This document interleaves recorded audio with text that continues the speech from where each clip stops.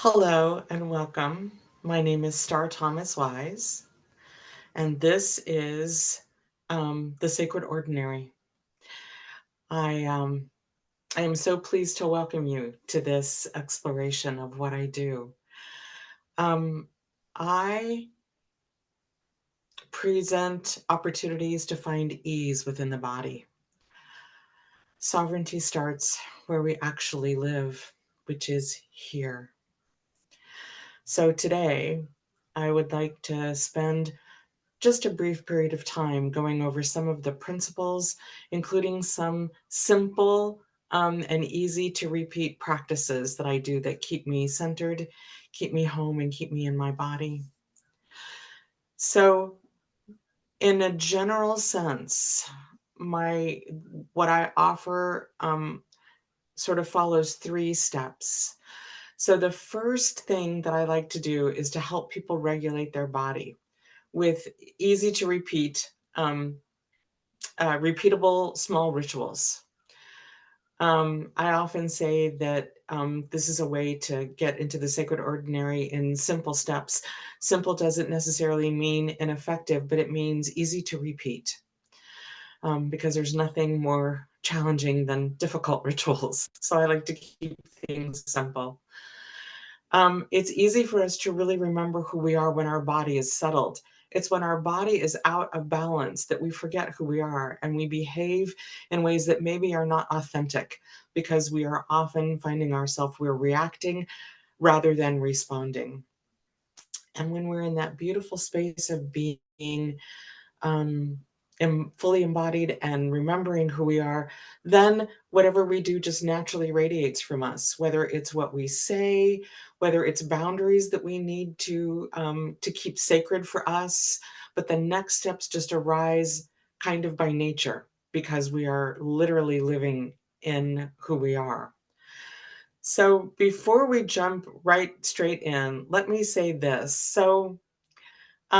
For most of my life, okay, for maybe, yeah, most of my life, which has been over 70 years, I really understood that spirituality meant I had to leave my day to day in order to find peace, connection.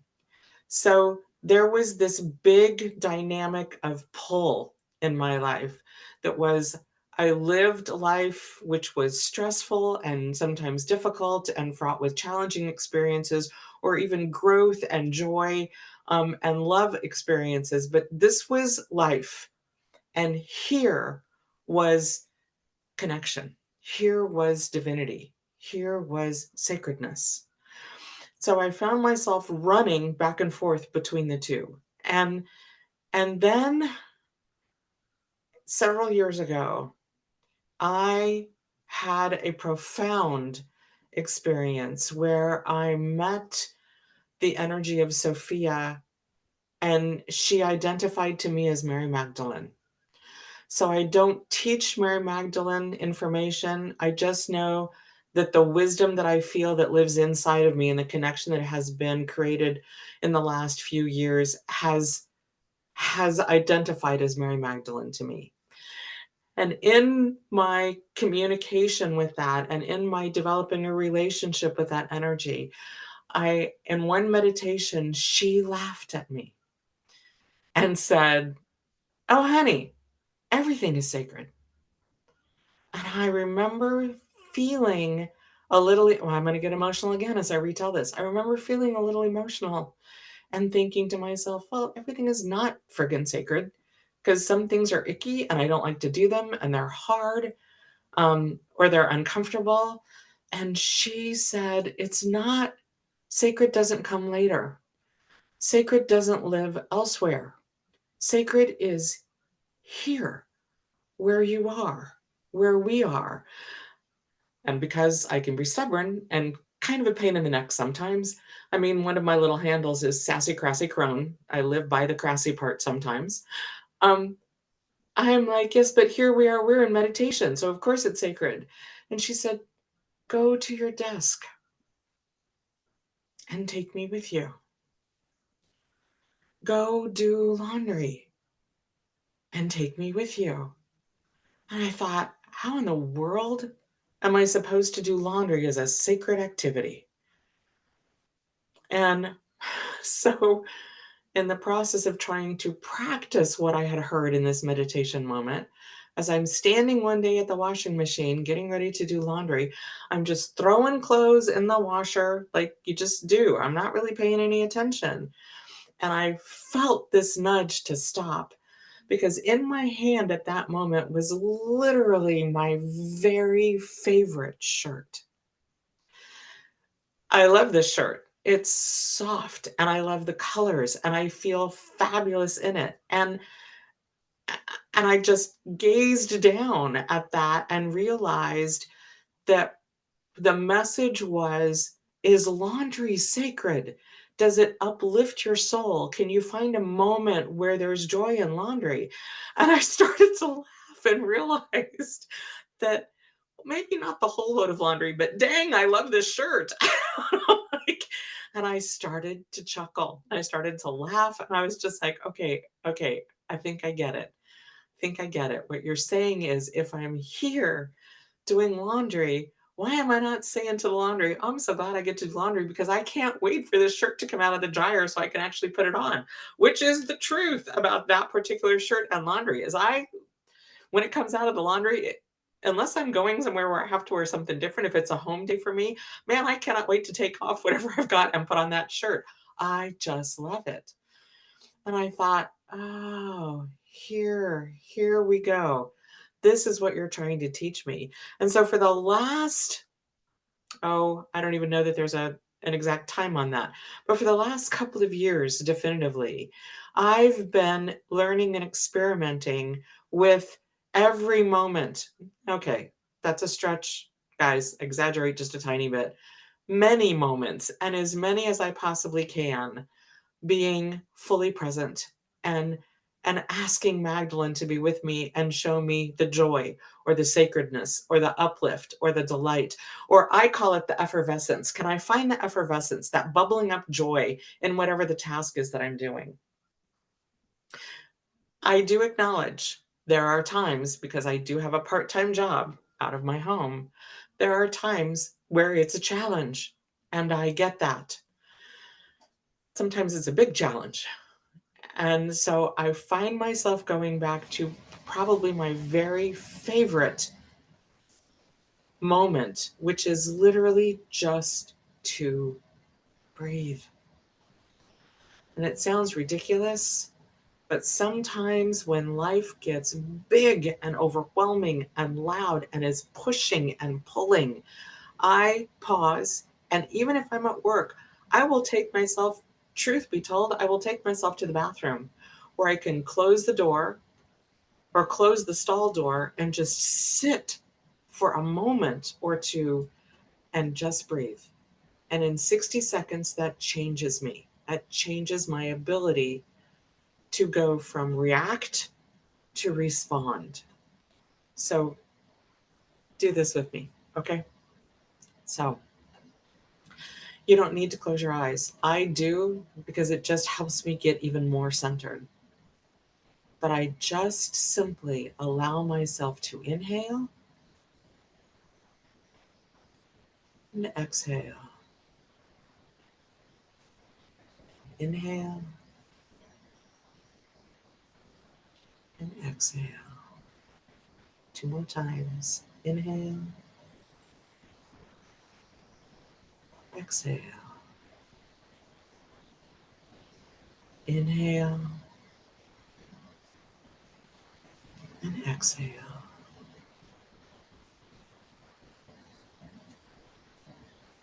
If you've done that with me, where did you find 1% more space in you? Is there more space in your shoulders? More space in your brain processing? More space in your heart? It doesn't take but 60 seconds. This tiny little shift is what I call sovereignty because it returns you to a deeper capacity and therefore your choice returns. This does not happen the very first time that you do this. This is not a perfection. This is an ability to be increasing your capacity to receive and increasing your ability to choose through every moment that you make these choices to breathe, that you take these 60 seconds. So, I do have a couple of other practices that we're going to go through to give you a sense for how this actually works. So, I just want you guys to notice something. So, our neutral horizon is here when our eyes are just looking just at neutral. Every problem that we have is below the neutral horizon. We're on our phone, we type on our computer, we do our budget, we clean the house, we do laundry, we stress and strain, and we look down. All of it. Above the neutral horizon is solution. It's the field of possibilities that lives above the horizon. So I just invite you with me to just take another breath like we did just a moment ago. Breathe in and out. And then look up. Look up. Look above your computer screen. Look to your ceiling. If you have art that hangs high, look up at art. And if you don't have art that hangs high, hang a piece of art that's beautiful, that you love. You can look out a window and look at the top of a tree, cloud gaze. If it's night, you can stargaze. But look up and let what is in the field of possibilities funnel into your brain. You might not get the answer you're seeking immediately, but spending 60 seconds or 2 minutes or 5 minutes just detaching from what's below the line allows ideas and inspiration to fill your brain. So I just invite you to spend some time experimenting with that, especially in the next week or the next several days, and just see what ideas come down into your brain. So the next one is one of my favorites because I can literally do it anywhere in front of anyone and everyone, and no one knows that I'm doing this. And this is what I call the palm circuit. So I, I, the palms of your hands are energy centers. I don't know if you guys know this, but lots of energy comes out of our hands. I mean, we're always doing things with our hands. You know, we comfort people with our hands. We soothe babies with our hands. We pet, animals with our hands. Hands are very active. And I love to put my palms together. You can either put your palms together in this kind of a hand pose, but I'm a fan of crossing my hands like this and putting my palms together this way so that my hands kind of come together like this. And I can literally just put my hands on my lap under my desk. No one sees what I'm doing. But when I do this, I know that my energetic loop, the energy that comes out of my hands, is now going into me. It's a closed circuit. It's not exhausting. If I sit here gently for just a minute or so, I can literally begin to feel that energy, the pulse. I can feel myself not being drained. My breath sort of automatically slows down without any thought from me. But this is a great way if someone is pushing me for something and I need to figure out where my boundary about that is, if I can do it immediately or if I need a moment. This circuit helps me regulate my nervous system without having to push against someone else, but I get to feel it within myself so that I can respond and say, "Oh, I hear that that's urgent. Let me get on that right now." Or, "I really hear how important that is to you. I need 2 minutes." Or, "I can get to that at the end of the day." Or, "I need some help." Whatever my boundary is, closing the circuit for our 60 seconds helps me to really feel what my boundary need is so that then I can find language to articulate that. This is one of my favorite things. So if you just want to sit wherever you are and practice this for a few minutes, this is just a great way of getting reconnected to self. So I invite us to take one of those 3 practices, or if you have another that's about a 60-second practice that you love, perfect. I have an entire drawer full of these that I pull out all the time in situations.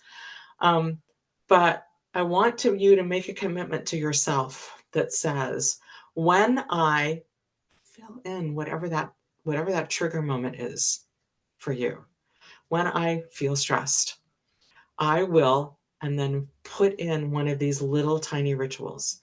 So when I need to check email, I will do the palm circuit before I check email so that I can stay clear. Or, when when I'm when I'm feeling pressure around me from demands, I will do a breath circuit for 60 seconds. If you need to, step out of the room. Usually, most people won't follow you into a bathroom. That's my experience. My cats follow me into my bathroom, but people won't. So I can always close a bathroom door and get just a moment to be able to breathe deep before I go back into the fray. But find some way to get up or move. But just when whatever your trigger is, I will, and fill it in with a 60-second ritual and make that a commitment that you're going to keep for yourself. So, at the just to wind this up. So, one of my very favorite resets, and it's been proven to reset the central nervous system, is 60 seconds of bird song. And I know it may sound kind of silly, but have you ever stepped outside? And for those of you who aren't dawn people, pick a different time. I'm a morning kid by nature, so I love to go outside in the morning and just sit outside, sometimes with a blanket if it's chilly, and just listen to the bird song. For just 60 seconds, I can literally feel my entire nervous system resetting. It is one of my favorite ways to begin my day. And often in the middle of the day or in the afternoon, to be able to go out, especially if things are stressful, and just invite my nervous system to be in that sort of little space of delight that birdsong can bring up for me. So there are some tools and little tiny invitations to bring you back into the space of gentleness and ease and sovereignty, giving you greater capacity to receive yourself, and also inviting your skill at being able to choose, because you are not in react mode, but you are in this expanded response mode. So these are my practices for reconnect, renew, and revive. And if you'd like to know more, or if you'd like an opportunity to visit with me about these practices, I certainly would love to hear from you. In fact, I'd love to hear what comes up for you after these few moments that we've spent together today. And you can so easily reach me via email. And my email is starwyse, which is spelled STARWYSE